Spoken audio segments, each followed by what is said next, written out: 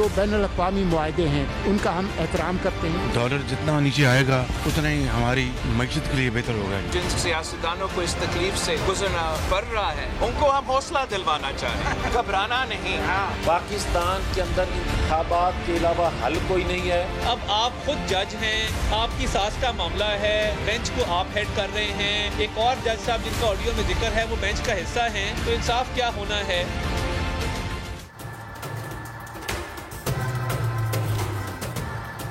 Welcome to News Line. मैं हूं doctor Maria Zulfiqar Khan.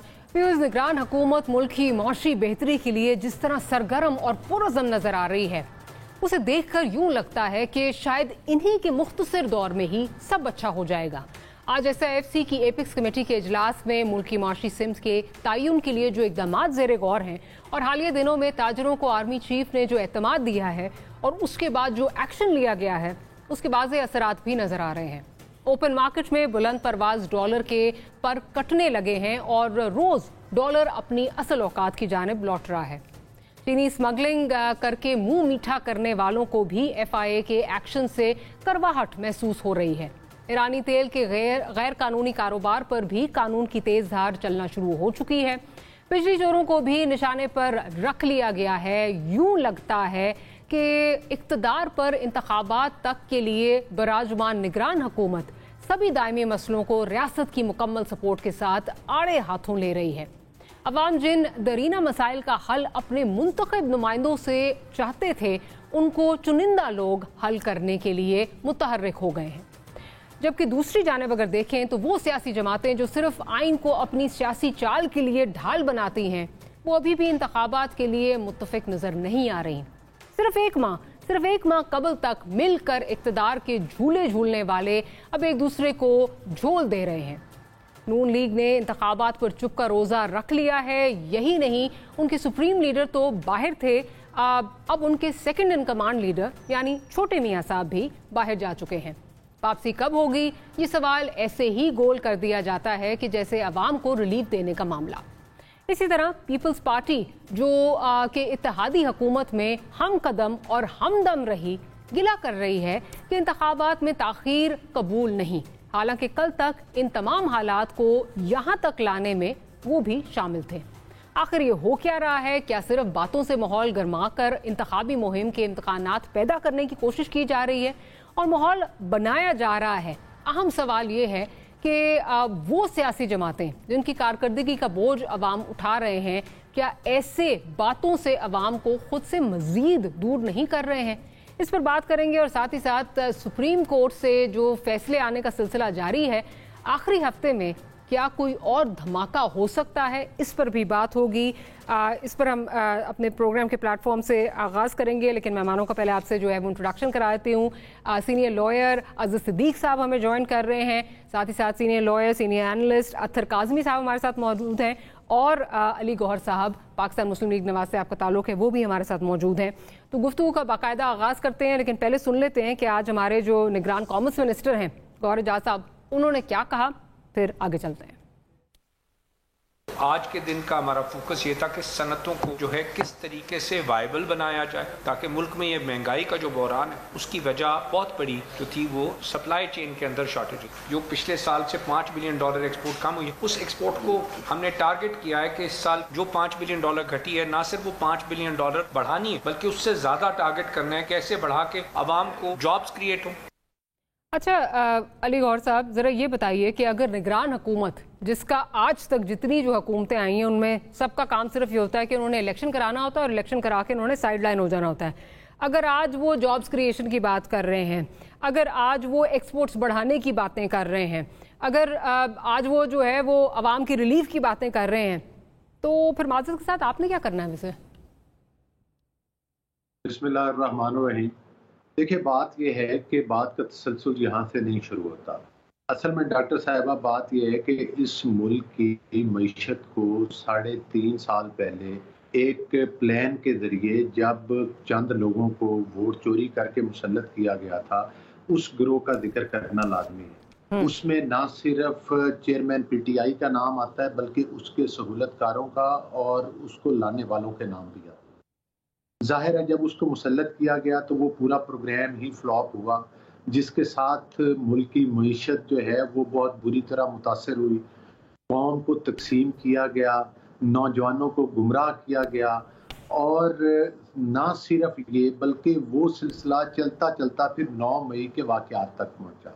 आपने देखा कि जिस वक्त PDM की हुकूमत आई या उसमें और दीगर इत्तेहादी भी शामिल थे, उस वक्त पाकिस्तान की मईशत का बेड़ा गर्क हो चुका था, और जो दहशत गर्दी जो कि नवाज शरीफ साहब ने अपने दौर में तकरीबन मतलब है कि उनके टाइम में ख़त्म हो गई थी, जिसमें ज़रब-ए-अतब और दीगर ऑपरेशन हुए, तो उसने फिर एक जोर पकड़ना शुरू किया और वो भी लगी।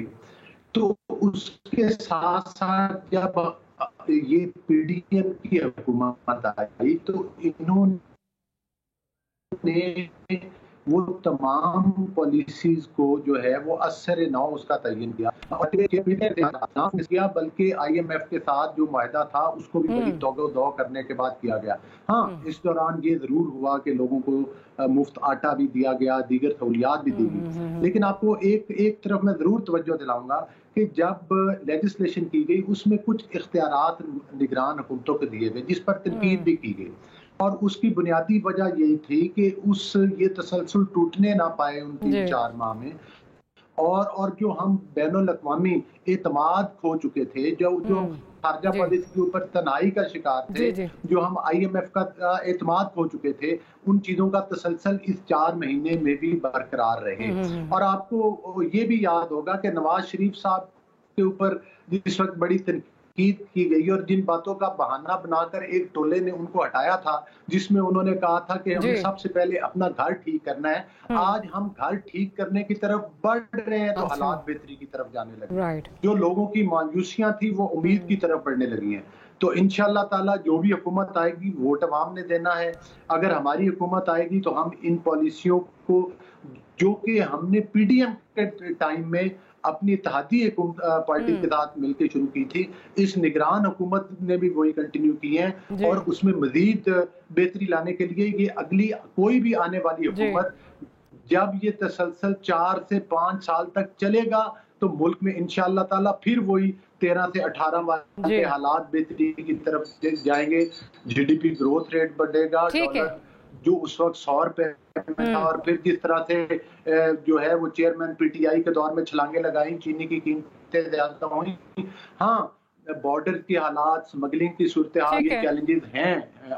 अगर हम इन पर काबू पा लेते हैं उसमें तो जाहिर है लॉ एनफोर्समेंट एजेंसी ने अली साहब बड़ी मैं समझता हूँ कि हमारा आने वाला मुस्तकबिल बेहतर हो सकता है, बेहतर होगा। मैंने आपको ना बिल्कुल इंटरप्ट नहीं किया, मैंने कहा आप याद कर लें ताकि आप गिला ना करें, लेकिन बड़ी माजरत के साथ ये वो आटे का जो आपने रिलीफ की बात की, आप ही के पार्टी के सीनियर लीडर शाहिद खान अब्बासी साहब मेरे प्रोग्राम में आके कह चुके हैं कि जी वो 20 अरब की जो है वो करप्शन आटे में हुई।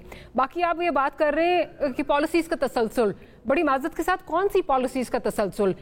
बिजली चोरों के खिलाफ इकदाम तो अब हो रहे हैं, निगरान हुकूमत कर रही है, अगेन जिसका काम इलेक्शन कराना है, वो हुकूमत जिसका काम इलेक्शन कराना है वो चीनी के खिलाफ क्रैकडाउन जो है वो कर रही है, चीनी चोरों के खिलाफ क्रैकडाउन कर रही है, वो हुकूमत जिसका काम अगेन सिर्फ इलेक्शन करा के साइडलाइन हो जाना है वो डॉलर्स पे क्रैकडाउन कर रही है, आप लोग नहीं कर सके। तो कौन सा तसलसल?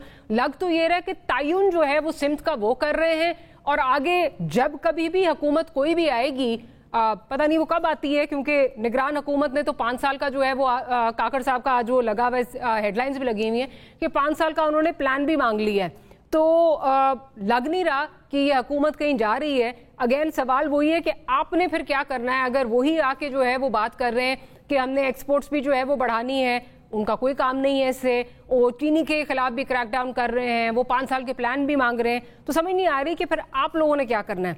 मैं जरा अतर काज़मी साहब की तरफ चलती हूँ। अतर काज़मी साहब, निगरान हुकूमत या निगहबान हुकूमत, again at the expense of repetition, 5 साल का रोड मैप वो मांग चुके हैं, कॉमर्स मिनिस्टर जॉब क्रिएट करने की बात कर रहे हैं, तो लग तो नहीं रहा कि ये निगरान हुकूमत है? जी, मेरे ख्याल में नहीं गई इनके हाथों से। चाह रहे हैं वो ऐड कर दें तो फिर मैं कहता हूँ, अपना जवाब देता हूँ। जी जी जी जी जी अली साहब क्या कहना चाह रहे हैं? नहीं, मैंने ये कहा है कि जो आपने मेरी बात के बाद सवाल उठाए हैं, जब मेरी बारी आएगी तो मैं उस पर रिप्लाई करूंगा, आपका आदमी साहब का पॉइंट। जरूर, जी जी जी अतर साहब। देखें, ये जो निगरान हुकूमत है, ये इंतखाबात करवाने, इनका सिर्फ और सिर्फ मैंडेट इंतखाबात है। ये जब से आए, आज भी मैं देख रहा था 4-5 वजीर बैठे हुए एक प्रेस कॉन्फ्रेंस कर रहे थे और उसमें वो मईशत की बातें कर रहे थे। अच्छी बात है, जरूर करें। इन्होंने कितनी प्रेस कॉन्फ्रेंसेज अभी तक इंतखाबात के हवाले से की हैं कि वो इंतजामात के बताया कि इंतखाबात किस तरह, उस पर वो कहते हैं जी वो तो इलेक्शन कमीशन जब कहेगा हम करवा देंगे। इनको तवज्जो देने की जरूरत है। जो इनका आईनी मैंडेट है, जो अवाम के फैसले होते हैं, अवाम की जो मुंतखब हुकूमतें होती हैं, वो फैसले करती हैं। आपने सिर्फ निगरानी करनी है 3 महीने, जो आइन में आपका मैंडेट है। अवाम चाहे नून लीग को वोट दें, चाहे पीपल्स पार्टी को या पीटीआई को, उन्होंने आके फैसले करने हैं। बाकी ये बात है कि देखें, जो गुज़िश्ता 16 माह के दौरान जो कारकर्दगी रही, उसके ऊपर ही तो आपने जाके वोट लेना है। अब अवाम को फैसला करने दें कि किसका क्या किरदार था। डॉलर आप 300 रुपए पे छोड़ के गए, डॉलर आपने 200 से नीचे लेके आना था। अब वो सारे काम निगरान हुकूमत कह रही है कि जी हम ये भी कर रहे हैं, हम चीनी की चोरी भी रोक रहे हैं, हम बिजली की चोरी भी रोक रहे हैं, और इधर जो है वो ये हो गया है, वहां पे सख्ती हो गई है। यकीन कीजिए कि इस तरह की चीजें हम 75 बरस से देख रहे हैं। जब तक फंडामेंटली जो हमारे प्रॉब्लम्स हैं इकोनॉमी के साथ, उनको हम एड्रेस नहीं करेंगे। और दूसरा, जो स्टेक होल्डर्स हैं, ये बहुत समझने की चीज है। जो स्टेक होल्डर्स हैं, जब तक वो फैसला साजी में शामिल नहीं होंगे, स्टेक होल्डर्स इस मुल्क के अवाम हैं, और वो फैसला साजी में शामिल होते हैं वोट के जरिए, इलेक्शंस के जरिए। अगर वो इलेक्शन देंगे, नून लीग को वोट देंगे या पीटीआई को या किसी की जमात को भी, अगर वो फैसले सही नहीं करेंगे तो अगले इलेक्शंस में वो उनको फारिग कर देंगे। ये निगरानों, इनको तो किसी ने एक वोट नहीं दिया। ये कौन होते हैं कि अब हमारे लॉन्ग टर्म फैसले करें? तो ये इशू है। इसके ऊपर ऑल दो कि आज जिस नहज पे हम पहुंचे उसमें किरदार पीडीएम, नून लीग, पीपल्स पार्टी का, और मैं उस वक्त भी कह रहा था कि आपने ये जो 90 रोज में इलेक्शंस नहीं करवाए, 3 महीने ठहर जाएं, आप सब लोग मिलके इलेक्शंस का मुतालबा कर रहे होंगे। लेकिन अभी हम भी इनके साथ हैं। हम कहते हैं कि 90 रोज के अंदर इलेक्शंस होने चाहिए, और जिसको भी वोट मिलते हैं, जो भी सियासी जमात आती है, वो लॉन्ग टर्म फैसले करे। चलिए जी, बिल्कुल लॉन्ग टर्म फैसले जो भी हुकूमत जो है वो इलेक्शन के जरिए आती है, इलेक्शन को जीत के आती है, उसी को करने चाहिए। लेकिन अजीज सिद्दीक साहब, आप ना सिर्फ लॉ को, ऑब्वियसली वो तो आपका फोटे है ही है, लेकिन आप एक तज्जिया भी आपका अपना आप रखते हैं, सियासत के हवाले से भी आप ये देखते हैं। जिस किस्म के इश्यूज इस वक्त नजर आ रहे हैं और जिस किस्म के इक़दामात निगरान हुकूमत with consent and with the support of जो सब स्टेक होल्डर्स हैं उनके जरिए वो ले रही हैं, जो भी फैसले इक़दामात जो हो रहे हैं, आपको लगता है कि हुकूमत सिर्फ निगरान हुकूमत है, या फिर अगेन ये बात कहीं पॉलिटिकल पार्टीज के हाथ से निकल गई है और ये सेटअप लंबा चलेगा? बहुत शुक्रिया डॉक्टर मारिया। मैं जब हमारे भाई अली गौर साहब जो बात कर रहे थे, तो मैं वो पिछले कोई 10 प्रोग्राम लगाए, वो टेप चल रही होती ना, एक ही तरह की टेप चलती रहती है। अब ये बातें तो सारी हो गई हैं पुरानी, और अभी तक ना कोई ऐसी, ना कोई क्रेडिबल जो बातें हम कह रहे हैं ना कि इकोनॉमी की किसकी वजह से गिरी, किसकी वजह से नहीं गिरी, वो अब सारा कुछ रिकॉर्ड के ऊपर है। इमरान खान साहब के दौर के अपना इकोनॉमिक फैक्टर उठाकर देख लें, आपको बड़ी क्लैरिटी है कि जरूरत नहीं है इस बात की। यानी हम उसको बिला वजह ढोल बजाते रहे, वो बड़ी रिकॉर्ड के ऊपर चीजें हैं, यानी उसमें कोई ऐसी चीज नहीं है, हवाई बातें हैं। हर एक को पता है कि उस दौर में इकोनॉमी की पोजीशन क्या थी, कोविड के बावजूद भी। और जो ग्रोथ हुई, आपने इंपोर्ट और एक्सपोर्ट के हवाले से मामला देखे, लेकिन असल वजह है कि उसके बाद आके जो ये लोग आए, इन्होंने करप्शन और उसके हवाले, तो आपने वो जो FIA के डायरेक्टर साहब हैं और डिप्टी डायरेक्टर आए, टीवी प्रोग्राम में क्या कह गए, कसम खा के गए कि 27 अरब रुपया एक इनके वजीर जो है वो जहाज में भरकर लेकर गए। मैं उनमें भी नहीं चाहता। अब जो असल जो बात है कि ये इन्हें अंदाजा नहीं था। मैं वो आदमी था जो 7 अप्रैल को कहता था सुप्रीम कोर्ट में, जब सुप्रीम कोर्ट अगले इलेक्शन की तरफ जा रही थी, और अगर उस वक्त इलेक्शन में आगे चले जाते तो ये मुल्क ने बहुत आगे जाना था, क्योंकि इनका एजेंडा ये था कि हम आए, अपने केसेस खत्म कराएं, इन्हें कौम से कोई ताल्लुक नहीं था। फिर दूसरा मौका इनके पास कब था कि जब पंजाब के इलेक्शन आए, उस वक्त इलेक्शन की तरफ करवा देते तो ये मुल्क में आगे जाना था। फिर तीसरा मौका मैं 6 जून को कह चुका हूं कि इस मुल्क को मिसाके पाकिस्तान की जरूरत है। अगर ये इकट्ठे ना हुए तो ये अब क्या किया उन्होंने? अब ये ऐसे जबरदस्त डेथ ट्रैप में तो आ ही चुके हुए ना, ये पॉलिटिकल ट्रैप में भी फंस चुके हैं। वो कैसे? इन्होंने पहले इलेक्शन कमीशन के हाथ, पहले ही इलेक्शन कमीशन नजर आ रहा है कि वो उसने किसी की बात नहीं मानी, उसे जिसकी ताकतवर की बात मानी उसी की बात मानते हो। अब देखिए सेक्शन 57 में तरमीम करके उनके हाथ में पकड़ा गया कि जनाब इलेक्शन कमीशन तक डेट देगा। हालांकि आईनी तौर पर आर्टिकल 48 के तहत सदर का इख्तियार है, और ये मैं तो सदर भी इज्तनाब कर रहे हैं, वो तो सदर भी इज्तनाब कर रहे हैं जिन्होंने पहले ये शोर मचाया हुआ था, मैं डेट देने जा रहा हूँ कुछ दिन से, वो भी खामोश है। नहीं, उसकी वजह कि इलेक्शन कमीशन ने चैलेंज कर दिया उस चीज को। वजारत कानून जो मौजूदा है निगरान हुकूमत का, उन्होंने भी इस बात को चैलेंज कर दिया। लेकिन जो खतरनाक बात है ना कि यही पीडीएम की जमातें थी ना जो काउंसिल ऑफ कॉमन इंटरेस्ट में बैठी के जनाब हम पहले हल्का बंदियों वाले, हालांकि हल्का बंदियों का इलेक्शन कमीशन का लेटर आ चुका हुआ है। उन्होंने मार्च 2022 में कहा था कि ये सारा कंप्लीट करे वरना इलेक्शन पुरानी हल्का बंदी होगी। ये तारीखी तौर पर चीजें सारी, ये इन्होंने क्या किया, मुश्तरका मुफादत काउंसिल में बैठ के ये फैसला कर लिया कि पहले हल्का बंदी करेंगे। ओ भाई, आइन पहले है, आर्टिकल 51 और बाकी प्रोविजन को एक तरफ रख दें। आप अगर फर्ज हल्का बंदियां कर भी लें, सीटें तो आगे पीछे होनी नहीं है, तो क्या हासिल क्या है? अब ये खुद ऐसे पॉलिटिकल ट्रैप में फंस चुके हैं और अब यहाँ ये ना खड़े हुए आज भी आ जाए। मैं तो कह रहा हूँ, मैं इनको दावत दे रहा हूँ, आए सुप्रीम कोर्ट चलते हैं। मैं भी जा रहा हूँ सुप्रीम कोर्ट की बात, सुप्रीम कोर्ट जाते हैं। उन्होंने कहते हैं 90 दिन के अंदर इलेक्शन करा ले, और ये याद रख ली कि कैच यही है, जो कोई भी लेके जाना है वो ले जाएगा। 90 दिन के अंदर इलेक्शन अगर करवा लिए तो ये मुल्क आगे जाएगा। बाकी तो ये हो नहीं सकता कि आप इंटरम सेटअप से या केयर टेकर सेटअप से वो रिजल्ट ले सके। वो बज़ाहिर नजर आएंगे, वो आरजी होंगे, वो डंडे के हैं। वो ये डंडा पहले भी चल सकता था, वो डंडे के जोर पे आप लेना चाहेंगे, लेकिन वो लॉन्ग स्टैंडिंग नहीं होगी। लॉन्ग दूरस नताइज के लिए आपको एक पॉलिटिकल स्टेबल गवर्नमेंट चाहिए, और उसके लिए नोट कर लीजिएगा आज मिसाल पाकिस्तान की बात मैं 6 जून से कह रहा हूँ, ये सारी सियासी जमातें आएंगी। अभी कौन कर रहा है? पाकिस्तान मुस्लिम लीग नून और MQM, ये 2 जमातें हैं जो अब एक तरफ बैठी हुई हैं। बाकी पाकिस्तान पीपल्स पार्टी भी, ANP भी, सबका आपने सुन लिया। वो सब चाह रहे हैं कि 90 दिन के अंदर इलेक्शन हो और आगे चले। अब लड़ाई बड़ी है, अब आने वाले दिनों में लड़ाई बड़ी देखेंगे। और मैं तो इसमें और भी खतरनाक बात देख रहा हूँ। मैं बात नहीं वो कहना चाह रहा, मुझे जो है ये खतरनाक मामले किसी और तरफ जाते हुए नजर आने वाले दिन वो भी सामने आ जाएंगे। अच्छा अली गौहर साहब, आप यकीनन अब रिस्पॉन्ड करना चाहेंगे, आप जरा रिस्पॉन्ड कर लें, फिर मेरा मैं सवाल की तरफ भी चलती हूँ। आपने कहा था आप रिस्पॉन्ड करना चाहते हैं। देखें, बात यह है कि जिस पैराए में आपने बात की, फिर अदर सिद्दीक साहब ने भी की, कादमी साहब ने भी की। पहली बात तो ये है कि ये बड़े बड़े चैलेंजेस, जिस वक्त हमने 13 में हुकूमत संभाली थी उस वक्त भी बड़े बड़े चैलेंजेस थे। आपने भी जिक्र किया कि इन मामलात को एड्रेस कैसे किया, ये तो निगरान हुकूमत कर रही है। चैलेंज उस वक्त भी 20-20 घंटे की लोड शेडिंग का था, चैलेंज उस वक्त भी दहशतगर्दी का था, चैलेंज उस वक्त भी मईशत की बेहतरी का था। 16 महीने में आपने कितने बिजली चोरों को पकड़ा? अली साहब जरा ये बता दें। मेरी गुजारिश सुने ना, वो तमाम चैलेंजेस जो हैं वो उस वक्त भी बहुत बड़े थे। उसी दौर में लोड शेडिंग का खात्मा हुआ, उसी दौर के अंदर CPEC जैसे प्रोजेक्ट, उसी दौर के अंदर दहशतगर्दी का खात्मा हुआ। अली साहब, बड़ी माजरत के साथ अब यही बातें करके PDM की हुकूमत बना के आए थे, लेकिन आपसे चीजें नहीं कंट्रोल हुई।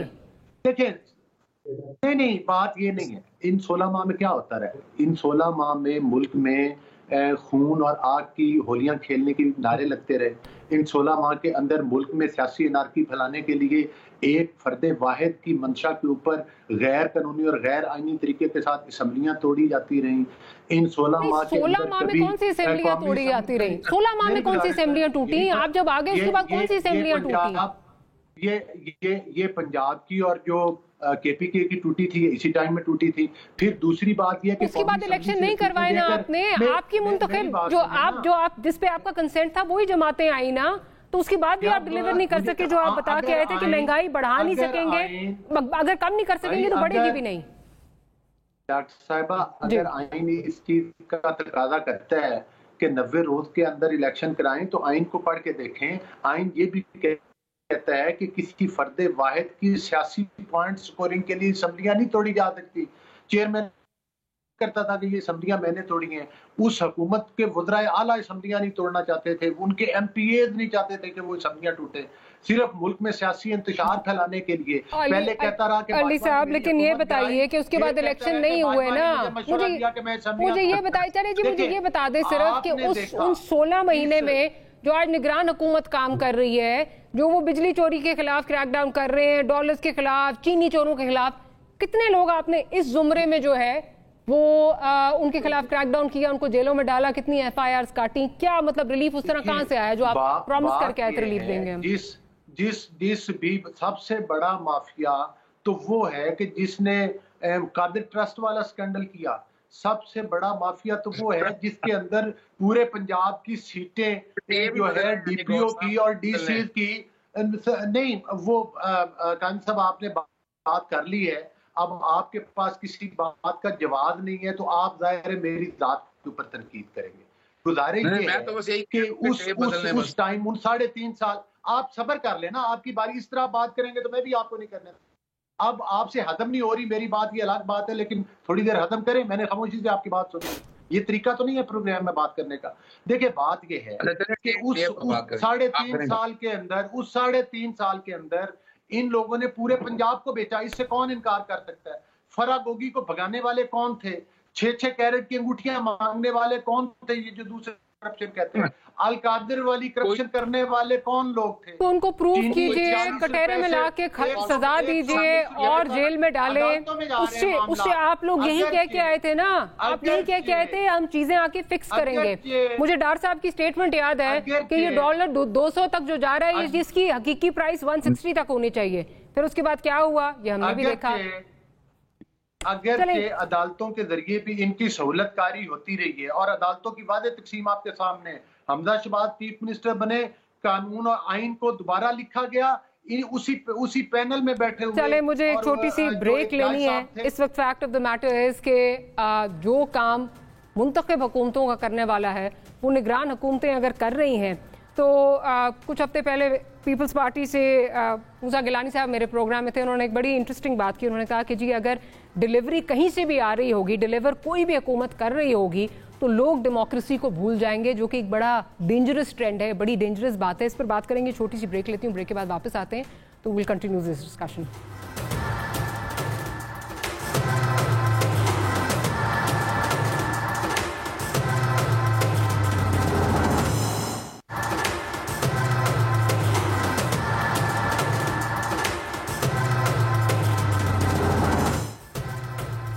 Welcome back after the break. Athar Kazmi साहब की तरफ चलती हूँ। अतर काज़मी साहब, ब्रेक पे जाने से पहले जो मैंने बात की कि इवन पॉलिटिशियंस में अभी ये बात हो रही है और ऑब्वियसली चहमगोइयाँ भी हो रही हैं कि क्या ये जो निगरान हुकूमत काम कर रही है, क्या ये चीज़ें किसी और तरफ लेकर जा रहे हैं? क्या अगर ये डिलीवरी कर लेते हैं तो वो बहुत देर से जो हम बात सुनते थे, जी टेक्नोक्रेट्स की हुकूमत आएगी, कुछ देर के लिए चलेगी, मुल्क सीधा करेगी, वो डिफ़िकल्ट फैसले लेगी जो नहीं किए जाते, जो कन्वेंशनल पॉलिटिकल पार्टीज़ नहीं कर सकती।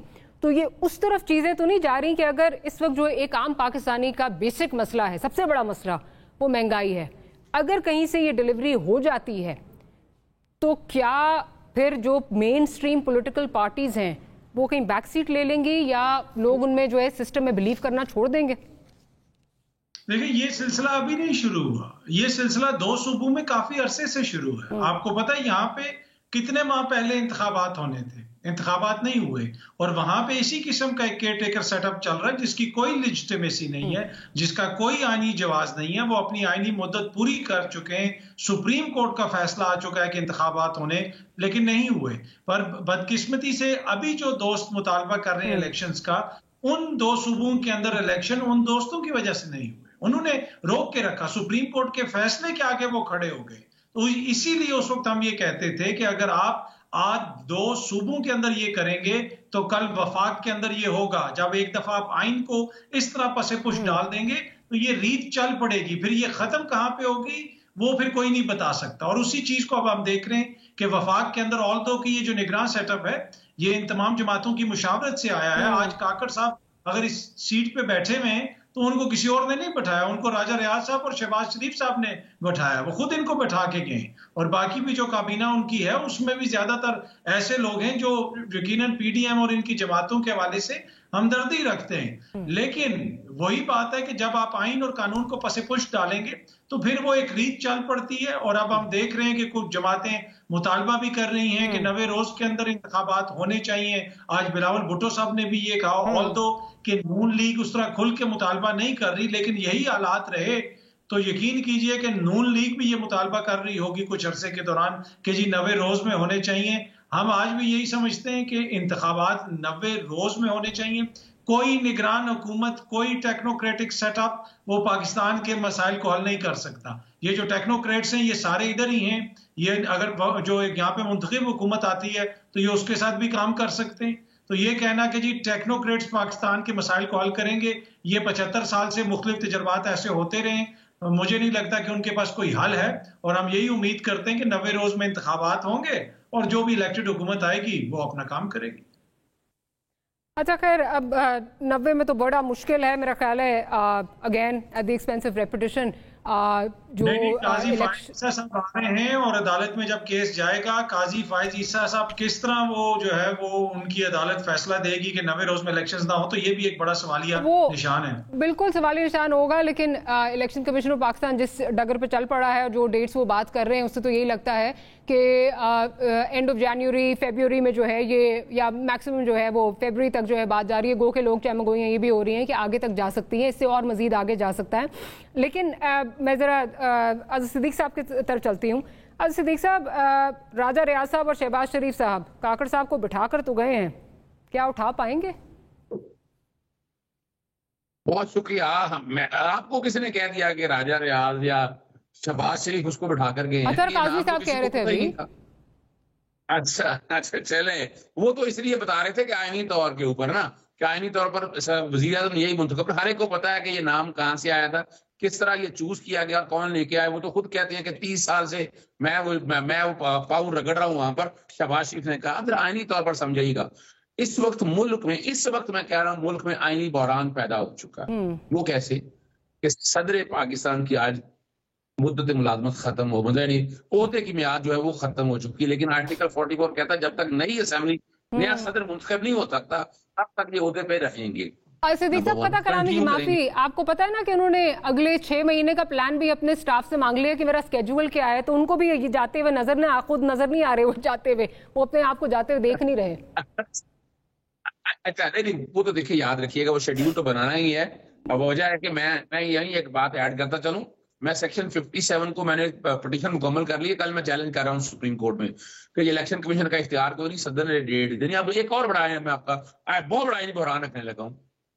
सेनेट आपको पता है कि 6 साल के लिए आती है, 3-3 साल के लिए आधा टर्न हो रहा है। मार्च में वो सेनेट के आधे मेंबर रिटायर हो जाएंगे, आधी सेनेट आपकी खाली हो जाएगी।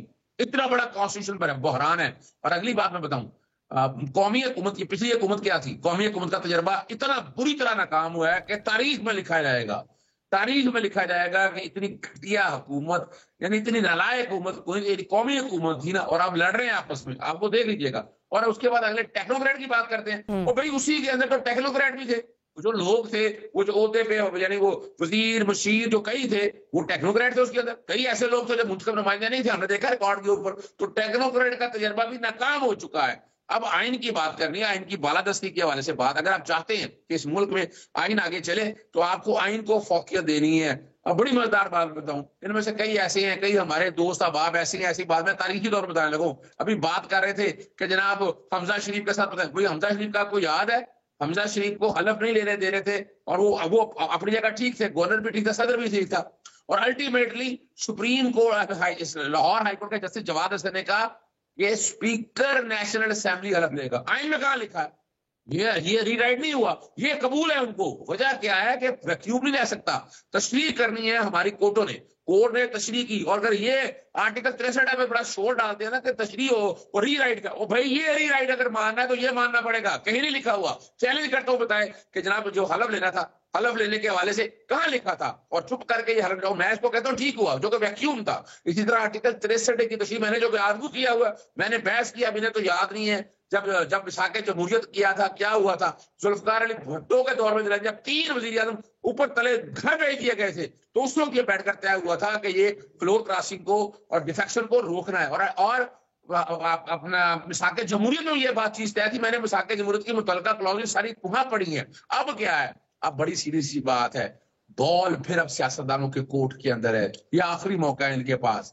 ये वरना देखे ना, इनमें से कोई बोला है कि वो अमेरिकी सफीर आकर मिला है पहले चीफ इलेक्शन कमीशनर से, वो अमेरिकी सफीर फिर आगे मिला जनाब आईजी पंजाब से, थानों तक चला गया, फिर वो मिलता फिर रहा निगरान हुकूमत पे। किस कैपेसिटी में मिल रहा है वो क्यों मिल रहा है? इनको नजर नहीं आ रहा कि ये क्या कुछ हो रहा है इस मुल्क के अंदर, खिलवाड़ किया हो रहा है। आम आदमी की जिंदगी इतनी अजीरन कर दी है, कभी सोचे तो सही कि यानी पाउंड जो है या डॉलर 300 से ऊपर चला गया। वो क्या गरीब आदमी का क्या कसूर है? उसकी तनख्वाह तो हो ही रहनी है। अगर कंपैरेटिवली डॉलर के मुताबिक देखें तो वो तो सड़कों पे आ गया, खुदकुशियां करते हैं। कौन कसूर है? ये कौन कसूर है? इस पे बड़ा इंटरेस्टिंग तबसरा जो है, बल्कि आज जो प्रेस कॉन्फ्रेंस की बिलावल भुट्टो जरदारी साहब ने, उसमें उनका बड़ा एक इंटरेस्टिंग जो है स्टेटमेंट है जिम्मेदारी के हवाले से बात करें, जरूर सुनवा दें प्रोड्यूसर साहब क्या कह रहे हैं बिलावल भुट्टो जरदारी साहब।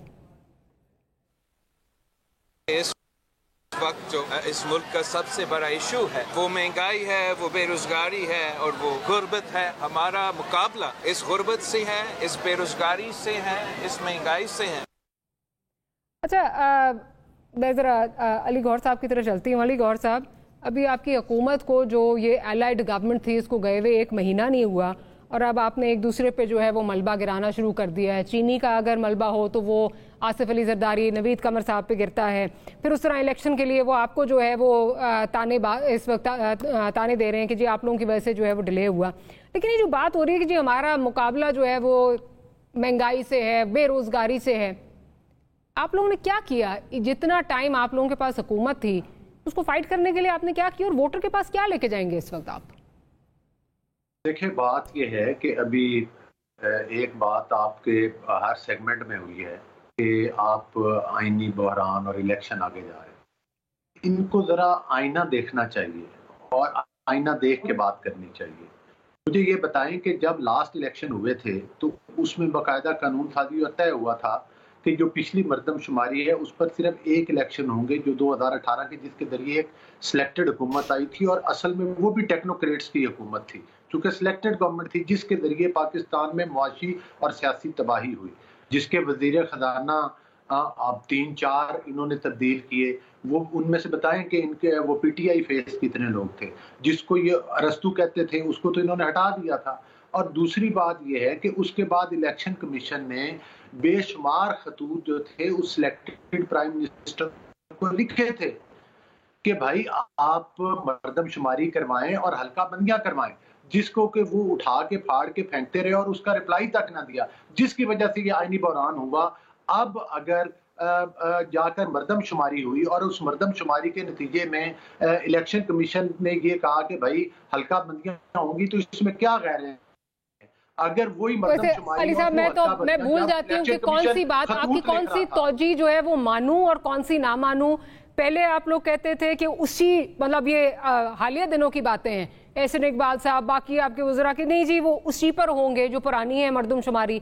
फिर एकदम से आपने जो है वो आपने ट्विस्ट लिया, आपने कहा नहीं जी अब ये नई वाली है ये इस पे होंगे। तो पहले डिसाइड कर लें कि आप चाहते क्या हैं। वैसे तो अभी तक ये नहीं समझ आ रही है। देखिए, बिल्कुल नहीं बात आपकी, सवाल आपका दुरुस्त है, मैं आपके सवाल की तईद करता हूं, लेकिन यहाँ पर सवाल ये भी पैदा होता है कि जो एहसन इकबाल साहब ने कहा था वो ठीक है, उस डिले के जिम्मेदार वो न्याजी साहब थे जिन्होंने इलेक्शन कमीशन के खतूत का जवाब देने की बजाय वज़रा को लाइन में खड़ा कर दिया कि तुम इलेक्शन कमीशन को गालियां दो जाकर।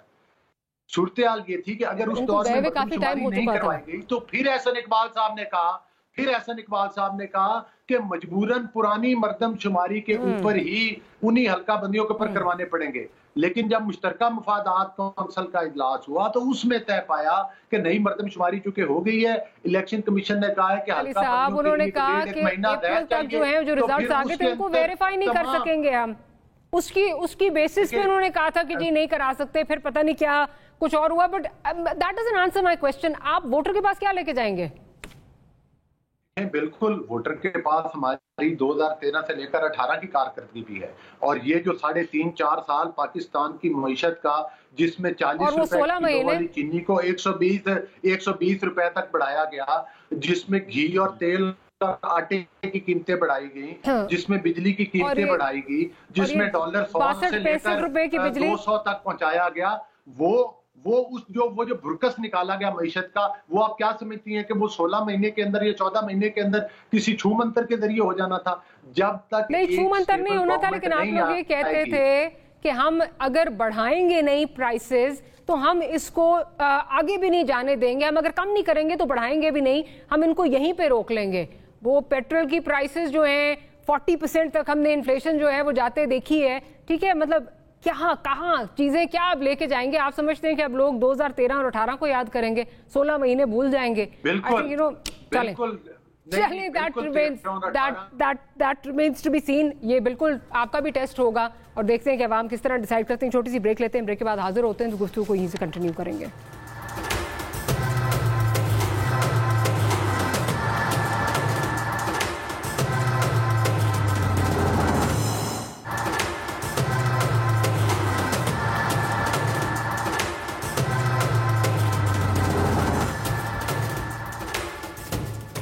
Welcome back after the break. Elections की बात हो रही है, टाइम पे होना चाहिए, बिल्कुल होने चाहिए। बिलावल भुट्टो जरदारी साहब क्या बात कर रहे हैं आज, जरा वो भी सुन लेते हैं, फिर अतर काज़मी साहब की तरफ चलते हैं। पाकिस्तान पीपल्स पार्टी पहले भी इलेक्शंस के लिए तैयार थे। पाकिस्तान पीपल्स पार्टी में 14th पे इलेक्शंस करने के लिए तैयार थे और पाकिस्तान पीपल्स पार्टी 60 डेज में इलेक्शंस करवाने के लिए तैयार थे और 90 दिन आइन के मुताबिक इलेक्शंस करवाने के लिए तैयार है। उनसे ये सवाल पूछा जाए जो हर इलेक्शन से भागते हैं। अच्छा अतर काज़मी साहब, इस वक्त अब आपने देखा कि मौक़िफ़ जो है वो क्या हो रहा है, एक दूसरे को जो है वो लफ्ज़ी गोलाबारी के ज़रिए जवाब भी दिया जा रहा है। मौलाना साहब को गालिबन जवाब दे रहे हैं बिलावल साहब, और भिगो भिगो के किसी और को भी जवाब दे रहे हैं। रिस्पॉन्सिबिलिटी किस पे है, ये ओनस किस पे है? इलेक्शन जो डिले हुआ है, आप क्या समझते हैं किस पे ये ओनस? देखिए, पहली बात तो जिस तरह अभी मेरे भाई अली गौर साहब कह रहे थे कि 2013 से 18 तक की कारकर्दगी, मौशी कारकर्दगी हम आवाम के सामने लेके जाएंगे, तो फिर आप जो 90 की दिहाई की थी या फिर जो मियाँ साहब वजीर आला थे वो कारकर्दगी भी ले जाएं, और बेहतर होगा इन तमाम कारकर्दगियों को छोड़ें जो 4 साल से मियाँ साहब लंदन में क्या पजीर है, लंदन की जो मौशी हालत है वो आवाम को दिखाएं। देखिए मियाँ साहब के जाने से उनकी मैशियत कितनी बेहतर हो गई है, तो मेरे ख्याल में ये वाहिद हल है। अदरवाइज बाकी जो कारकर्दगी है पाकिस्तान के अंदर वो तो आवाम के सामने है। जहां तक बिलावल साहब का ताल्लुक है, देखिए इशू ये है कि ये जो सारे दोस्त हैं जब ये हुकूमत में थे ये बिजी बहुत ज्यादा थे। बिलावल साहब ने तो जहाज का इंजन ठंडा नहीं होने दिया, कभी इधर जाते थे कभी उधर जाते थे। इक्तदार के तमाम मजे इन्होंने भरपूर तरीके से एंजॉय किए।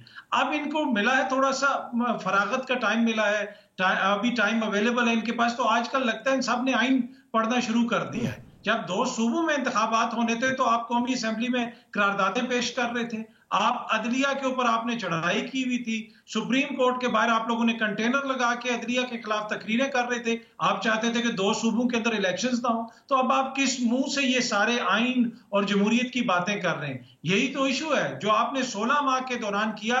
ये पाकिस्तान की तारीख का तारीख तरीन पीरियड है। अगले 5 साल में आप देखेंगे कि इस पीरियड को जिस तरीके से हमारी तारीख में याद रखा जाएगा, लोग भूल जाएंगे ज़िया-उल हक के मार्शल को। ये इतना तारीख पीरियड था जहां पे अदलिया की बेतौकीरी हुई, इंसानी हकूक की पामाली हुई, आईनी जो आपकी रवायात हैं उनको रौंदा गया, आइन को रौंदा गया। और किसने रौंदा? 15, 14, 13 जो जमहूरी जमातें थी इन सब ने रौंदा। तो ये पीरियड कभी भी आवाम नहीं भूलेगी। अच्छा अजीज सदीक साहब, अभी जो अतर काज़मी साहब कह रहे हैं कि ये फुर्सत अब मिली है तो आइन की तरफ जो है वापसी हो रही है, क्या ये फुर्सत का नतीजा है या जो गिरफ्तारियां हो रही हैं, मुमकिन गिरफ्तारियां होने जा रही हैं, रोज खबरें आती हैं बड़ी गिरफ्तारी, ये उसकी वजह से तो नहीं हो रहा या वाकई फुर्सत का नतीजा है ये? अच्छा, ये याद रखिएगा फुर्सत का नहीं है। फुर्सत तो बंदे के पास बहुत होती है। क्या जब आप हुकूमत में होते हैं आपके पास सेक्रेटरी पता नहीं कौन कौन होते हैं, इतने बड़े बड़े वकील होते हैं, मुफ्त के वकील मिले होते हैं, तो मशवरे तो उस वक्त बहुत अच्छे मिलते हैं। ये फुर्सत तो वैसे ही प्यार मोहब्बत से कह दिया उनको, वो तो पता था उनको जब जैसे हुकूमत में आए तब भी पता था उनको, और उन्हें ये भी पता था कि इलेक्शन जो है वो 90 दिन के अंदर होना है। उन्हें ये तो दिखे ना, ये तो वो प्लेट में रखकर चीजें पेश की ना, और ये भी पता है जिन लोगों ने पेश की और उन्हें अब देख ये रहे हैं कि ये तो कुछ बात ही और है, ये तो इलेक्शन नहीं हो रहे, ये तो अब क्या होना है, और ये कोई कड़ा एहतसाब ना होने जा रहा हो। वैसे तो एहतसाब का नारा जो है वो खोखला हो चुका है कि यकीन करना आवाम का बड़ा मुश्किल है, लेकिन सवाल बड़ा वाज़ेह है कि ये अभी देखें ना, बड़ा दुख और अफसोस इसलिए होता है हम आइन और कानून पढ़ते नहीं। अगर आइन और कानून अगर पढ़ा हो ना तो बड़ी आसानियां हो जाएंगी। यानी हम हवा में बातें करते रहते हैं। मैं इकोनॉमिक इंडिकेटर ये जो 13 से 18 कहते हैं, मैं चैलेंज करता हूं इनको, वो बैठ जाइएगा। जो आपको पता है जो बिजली में आज आप देख रहे हैं सर्कुलर डेट, उसकी मेन वजह यही है। पेट्रोलियम सेक्टर में जो लूटमार हुई थी सेल टैक्स के नाम पर, वो सबूत मेरे से ले लीजिएगा, मैं वो दे दूंगा। गैस सेक्टर में क्या कुछ हुआ मैं बता दूंगा, शुगर सेक्टर में क्या। यानी मैं बातें इनकी तरफ नहीं जाना चाहता, ये छोड़ दे ये बहाना या बनाना, एक दूसरे पे आने जाने की बातें शुरू करें आज से ही। इस मुल्क को अब आगे लेकर जाना है तो अब ये सोचें, ये फिक्र छोड़ दें और आइन और कानून की पासदारी करना सीखें। ये मत कहें कि वो कहते हैं मेरा कुत्ता कुत्ता तुम्हारा कुत्ता, टोमी अच्छा नहीं लगता इन चीजों को बात करते हुए। अब सवाल बड़ा वाज़ेह है कि सब कौम जो है ना इन सब सियासी जमातों से 4 सवाल करती है कि क्या आईने, यानी ये जो बातें बता रहे हैं ना कि 16-17 महीने में क्या हाल हुआ है अवाम का। झूठे मुकदमों में लोगों को अंदर रखा गया, चौधरी परवेज लाई, शहरयार अफरीदी, इनकी गवर्नमेंट करती नहीं ये सारा। तो ये खुद बता दें क्या ये मार्शल के दौर में भी हुआ? ये रिकॉर्ड की बात है। किस तरह का इमरान खान के अगेंस्ट क्या है, वो तोशाखाना क्या है, वो मैंने सारा निथार के रख दिया। हाईकोर्ट ने सारा कुछ ऑर्डर दे दिया। प्रॉपर्टी फंडिंग का बड़ा शो डालते थे, क्या केस निकला? कोई केस आओ, ये क्या केस बनाई फिरते हैं। और नैब के 190 बड़ी शरारतें करते हैं। वो भाई 190 मिलियन पैसा सुप्रीम कोर्ट के पास पड़ा हुआ है, करप्शन 1 रुपए की है नहीं, क्यों बेवकूफ बनाते फिर रहे हैं? लाए हिसाब दे, अगर हिसाब भी ले लेना तो तोशाखाना से जो वो पाइनएपल के डब्बे से मुजाकर कह रहा हूं कि जो पीएम की डब्ल्यू की गाड़ियां गई हुई हैं और वो गाड़ियां जो नहीं जा सकती थी, ये भी रिकॉर्ड के ऊपर बातें हैं। और आपने जिस तरह टैक्स चोरी किया, जो आप कौन कैसे भूलेगी? एसआरओ कौन लाता था? अभी काजमी साहब ने छोटी सी बात छेड़ी है, एसआरओ कौन लाता था? एलडीए कौन भेज के चला गया? गोवाल मंडी में क्या कुछ हुआ? तारीख बड़ी भयानक तारीख है। और यही वो लोग हैं जो जियाउल हक के गुलाम जलानी के सर पे चढ़ के आए थे, बाद में जियाउल हक को बाप मानते थे, फिर रोग आर्मी के नारे अपना इंडिया में बैठकर लगाए, फिर अपना सिविल अलमेडा वाला केस देख ले, डॉन लीक्स देख ले, गुलभूषण क्या बातें मैं करूं? अच्छा नहीं लगता है? बहुत हो गया इस कौम के साथ, जुल्म कर दिए लोगों ने, अब कौम नहीं मानने के लिए तैयार। कौम मानने को तैयार नहीं है। अली साहब, आप 13 और 18 की जो है वो बात कर रहे हैं। अज़र सिद्दीक साहब जो अभी चले वो तो कुछ चीज़ें इस तरह की हैं जो नहीं अग्री में उनके साथ करती, लेकिन जो बात है कि एकदम से अब आप लोगों को आइन और कानून ये याद आ रहा है, आपकी इत्तेहादी जमातों को जो बात हो रही है 60 दिन में हो जाए, 90 दिन में हो जाए, जो भी है, वो कि आपकी जमात जो है वो खामोश है इस पर। क्या वजह है? क्या अब आप लोगों को ये लग रहा है कि जो न्यूज़ जो है, जो आपके इत्तेहादी हैं, उनको लग रहा है कि उनके खिलाफ जो है वो घेरा तंग होने जा रहा है, कुछ एहतसाब होने जा रहा है, इसलिए अब जो है इलेक्शन की बातें हो रही हैं? देखिए, बात इलेक्शन की नहीं, इलेक्शन तो चाहे 90 दिन के अंदर हो, तो हमारी बासियत, हम पॉलिटिकल पार्टी के बिल्कुल जाने के लिए तैयार हैं। हम किसी ने ये नहीं कहा कि इलेक्शन में हम जाने के लिए नहीं कहा। आईनी मुद्दत के अंदर अगर इलेक्शन कमीशन करवा देता है तो फिर बिल्कुल जाने के लिए हम तैयार हैं। लेकिन इलेक्शन कमीशन ने पहले वजाहत कर दी। बात असल में ये नहीं है, जब भी मेरी बोलने की बारी आई है, आपके प्रोग्राम में बदकिस्मती से आगे से ब्रेकें लग जाती हैं, क्योंकि ब्रेक का टाइम हो जाता है। तो जाहिर ये है, मुझे ये बताएं कि जब एक प्रोग्राम के तहत नियाज़ी साहब को लॉन्च किया गया था और उस वक्त उनके अलावा पूरे पाकिस्तान के सियासतदानों को चोर और डाकू डिक्लेयर कर दिया गया, और ये कहा गया था कि जब वो मुंतखब हो जाएंगे तो इतने अरब डॉलर की फौरन सरमायाकारी आ जाएगी, इतने लाख घर बन जाएंगे, इतनी नौकरियां मिल जाएंगी, और पूरे पाकिस्तान को 3.5 साल में घर की खवातीन को फ्रंट मैन बनाकर जो पाकिस्तान को लूटा जाता रहा, वो किसी से ढका छुपा हुआ है। जिस तरह से तो चीजें आप ठीक करने आए थे, यही तो आपने कहा था ठीक करेंगे आके। पाकिस्तान की सियासत की धज्जियां उड़ाएगी। जिन अदालतों के अदालतों का आंकड़ा है, जिन अदालतों को, उन अदालतों की तकसीम आपको नजर नहीं आई, उन अदालतों की तकसीम आपको नजर नहीं आई जिस तरह से छू मंतर के जरिए 7 से श्रिंक होते हुए 3 के फिर वो बने बेंच, और फिर जिस तरह से फैसले होते हुए आपको नजर आए, जिस तरह से ट्रकों की मेरा ख्याल है बेंचमार्क जो होगा डिलीवरी का वो बैलेट बॉक्स होगा, लेकिन उस बैलेट बॉक्स को हम कब देखेंगे? This is the $1 million question. देखते हैं कि कब आते हैं इलेक्शन और कब बैलेट बॉक्स की तरफ आवाम जाते हैं और क्या फैसला करते हैं। अतर काज़मी साहब, अली साहब और अज़र सिद्दीक साहब, आपका बहुत शुक्रिया कि प्रोग्राम के लिए आपने वक्त निकाला। सी यू टुमारो। गुड नाइट और अल्लाह हाफ़िज़।